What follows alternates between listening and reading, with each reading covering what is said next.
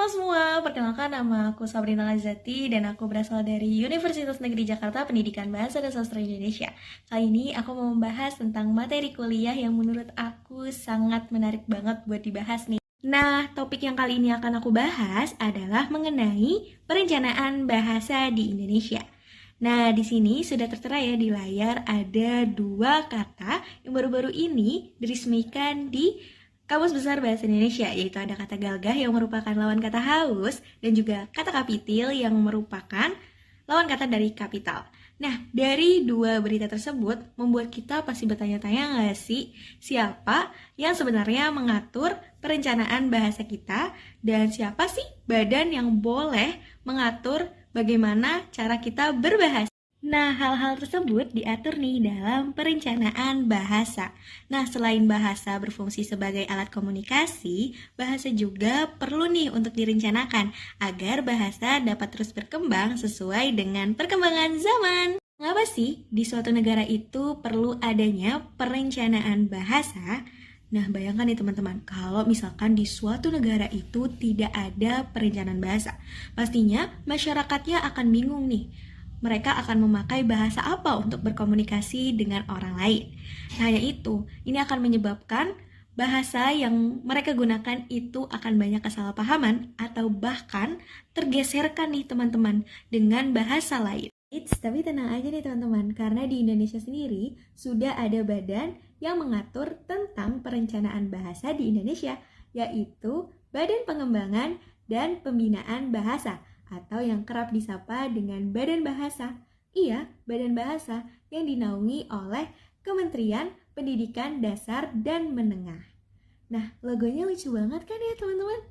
Nah, sebelum lanjut, aku mau kasih tahu nih fakta unik tentang bahasa resmi kita di Indonesia, yaitu bahasa Indonesia. Yang pertama adalah bahasa Indonesia sendiri menempati posisi urutan ke-9 bahasa paling banyak digunakan di seluruh dunia. Yang kedua adalah bahasa Indonesia telah jadi bahasa resmi di UNESCO. Wah, keren sekali ya bahasa Indonesia.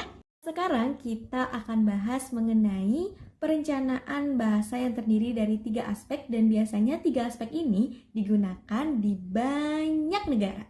Yang pertama itu adalah perencanaan status yang berarti upaya untuk meningkatkan status bahasa itu sendiri. Yang kedua ada perencanaan korpus yang berkaitan dengan mengatur ejaan tata bahasa. Yang ketiga ada perencanaan pemerolehan yang dimana mengatur bahasa digunakan dalam ruang publik. Indonesia sendiri perencanaan bahasa menurut Peraturan Pemerintah Nomor 57 Tahun 2014 mengatur perencanaan bahasa dalam 3 aspek nih. Yang pertama ada pengembangan bahasa, yang kedua ada pembinaan bahasa, dan yang ketiga ada pelindungan bahasa. Nah, yang pertama akan kita bahas dalam perencanaan bahasa adalah pengembangan bahasa. Pengembangan bahasa ini berkaitan dengan fungsi bahasa yang dipakai oleh masyarakat. Nah, ingat-ingat nih pengembangan bahasa berarti produk yang dihasilkan. Yang pertama contohnya adalah majalah Pusat, yang kedua buku seri penyuluhan, dan yang ketiga bahan ajar pengembangan. Dan masih banyak lagi produk pengembangan bahasa lainnya. Yang kedua adalah kegiatan pembinaan bahasa. Kalau tadi pengembangan berkaitan dengan hasil produk, kalau pembinaan ini berkaitan dengan membina masyarakat. Jadi sasaran utama dari pengembangan adalah masyarakat itu sendiri. Contohnya adalah kegiatan duta bahasa dan juga kegiatan lokakarya. Nah, yang terakhir itu adalah pelindungan bahasa Indonesia. Namanya pelindungan berarti bertugas untuk melindungi bahasa Indonesia. Contohnya adalah laman penjaring Kemdikbud atau yang biasa disebut juga dengan laman penerjemah daring Kemdikbud yang bisa kalian akses melalui Google nih. Nah, setelah kita tadi sudah mengetahui nih perencanaan bahasa, kita akan membahas mengenai manfaat perencanaan bahasa. Yang pertama adalah kita bisa menggunakan bahasa yang sama untuk berkomunikasi kayak sekarang ini nih. Yang kedua adalah bahasa Indonesia dapat terus berkembang. Nah, yang ketiga adalah bahasa Indonesia bisa makin dikenal oleh negara lain. Tapi nih teman-teman, setelah tadi kita sudah membahas mengenai perencanaan bahasa Indonesia, sebenarnya kalian tahu nggak sih, kalau misalkan perencanaan bahasa di Indonesia tidak hanya melakukan perencanaan mengenai bahasa Indonesia saja loh, tapi ada bahasa lain, contohnya adalah bahasa Inggris dan juga bahasa daerah. Nah, bagaimana sih peran dari bahasa Inggris serta bahasa daerah di perencanaan bahasa Indonesia? Nah, kalau bahasa daerah itu berarti merupakan identitas dari bangsa Indonesia. Seperti yang kita tahu ya, bangsa Indonesia merupakan multikultural dan memiliki banyak bahasa daerah yang perlu juga untuk dilindungi dan dilestarikan. Oleh sebab itu, Badan Bahasa melakukan revitalisasi bahasa daerah. Nah, untuk peran dari bahasa Inggris itu sendiri, bahasa Inggris merupakan bahasa asing utama dalam perencanaan bahasa Indonesia yang sebenarnya diperlukan nih untuk kita bisa berkomunikasi dengan negara lainnya.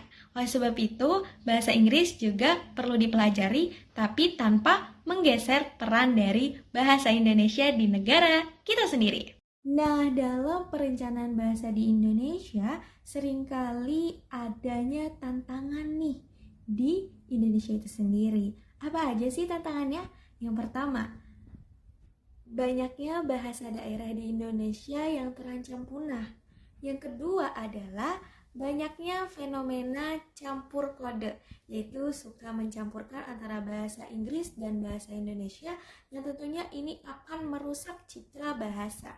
Nah, yang ketiga adalah bahasa Inggris seringkali mendominasi dibandingkan dengan bahasa Indonesia di negara kita sendiri, yaitu di negara Indonesia. Apa sih yang dapat kita lakukan sebagai bangsa Indonesia untuk menanggulangi tantangan perencanaan bahasa? Yang pertama adalah kita perlu menanamkan ke dalam diri kita sendiri bahwasanya kita harus turut melestarikan bahasa daerah.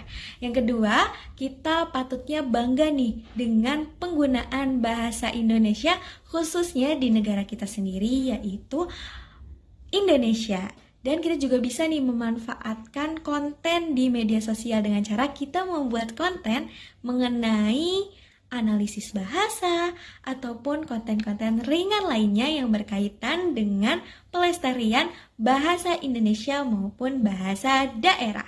Semangat untuk terus melestarikan bahasa di Indonesia! Nah, kita sudah sampai nih di akhir pembahasan. Terima kasih ya teman-teman yang sudah menyimak dari awal hingga akhir.